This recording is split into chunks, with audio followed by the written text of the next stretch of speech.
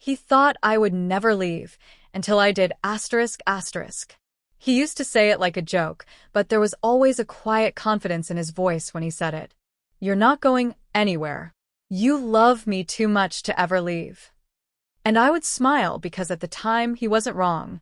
I loved him with the kind of devotion people write poetry about. I clung to him even when he gave me only half of what I gave him. I made excuses for him when he disappointed me. I defended him when others raised their eyebrows at the way he treated me. He thought I would stay forever, and I thought love was enough. But love changes when it is carried alone. When we first met, he wasn't the man he became later. He was charming, warm, unpredictable in the sweetest ways. He would show up at my place with coffee at 7 a.m. just because he was thinking of me. He would hold my hand everywhere, even when driving, and I used to tease him that he was going to get us killed. He told me I made the world feel less sharp, less cold. I believed him. Every word. Whenever he talked about the future, I was in it. He made promises in the dark, those soft, sleepy vows whispered against my hair. He told me I was the best thing that had ever happened to him. But promises are only as strong as the person who keeps them. The first shift was small. A canceled plan here, a forgotten detail there. He started coming home later, distracted, half listening, half present. He told me he was tired, stressed, overwhelmed. I understood. I always understood. I told myself every relationship had phases. I didn't want to be demanding, so I accepted crumbs and called them effort. I didn't notice that while I was waiting for him to come back to me, he was drifting even further away. I still remember the first night I cried because of him. It was something small, something that shouldn't have hurt as much as it did. He had promised to be at my work event, an event I had rehearsed for weeks.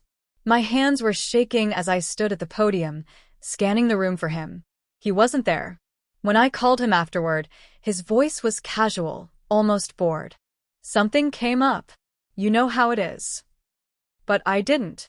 Because if the roles were reversed, nothing would have kept me from showing up for him. Still, I told myself it was okay. One mistake doesn't undo love. One disappointment doesn't erase effort. But it didn't stop. It became a pattern. Texting less. Touching less. Laughing less. Everything became later. Tomorrow. Next week. Our conversations felt like shouting into a canyon and only hearing my own echo. But he always made sure to keep a grip on me. Whenever he sensed I was upset, he became sweet again, temporarily. He would hold me close, kiss my forehead, tell me he loved me. He would remind me of memories we shared, remind me of the version of him I missed. I became addicted to the temporary sweetness, the momentary attention, like someone starving who accepts crumbs and calls them a feast. He didn't treat me well, but he treated me just well enough. And just enough is the most dangerous kind of neglect. I didn't know it then, but he had learned something about me. I forgave too easily. I believed too deeply. I stayed too long. He grew comfortable in my love, comfortable in my patience, comfortable in my silence. He assumed I would always choose him, no matter how much he stopped choosing me. One day, while cleaning his desk, I found a message on a sticky note, something scribbled hastily, nearly unreadable. Don't worry, she won't leave. It was written in someone else's handwriting. A coworker I had never met but had heard stories about. The woman he insisted was just a friend, the one he always mentioned with a strange fondness, the one who sent him memes at 2 a.m. I stood there staring at the note, reading it over and over. The words weren't dramatic. They weren't passionate. They were factual, confident, almost dismissive. Don't worry, she won't leave. A stranger knew the truth about me better than I did. He walked in and saw the note in my hand. For the first time in a long time, I saw fear in his eyes. Not fear of losing me, fear of being confronted. Come on, he said too quickly. It's not what you think. But it was exactly what I thought. Exactly what I had tried not to think for months. Exactly what my heart felt, but my mind refused to accept. He apologized, of course. Profusely. Dramatically. He told me nothing happened. He told me she was just flirting, and he let it go too far. He told me they only talked because he liked the attention. He told me he never meant to hurt me. He told me everything except the truth I needed most, that he respected me. I forgave him. But for the first time, forgiveness felt heavy. Something inside me cracked that day. The breaking was quiet, private, almost gentle. But it was real. It was the kind of break that doesn't heal the same way. I realized how small I had made myself trying to fit inside a relationship he no longer valued. Still, I stayed. Not because I believed him this time, but because I needed to see how far my love could bend before it snapped. And apparently, I could bend far. Days turned into weeks. Weeks into months. And slowly, painfully, I changed. I stopped explaining myself. I stopped justifying his behavior. I stopped begging him to meet me halfway. I started taking long walks alone. I started journaling, something I hadn't done since college. I started noticing how peaceful the house was when he wasn't home.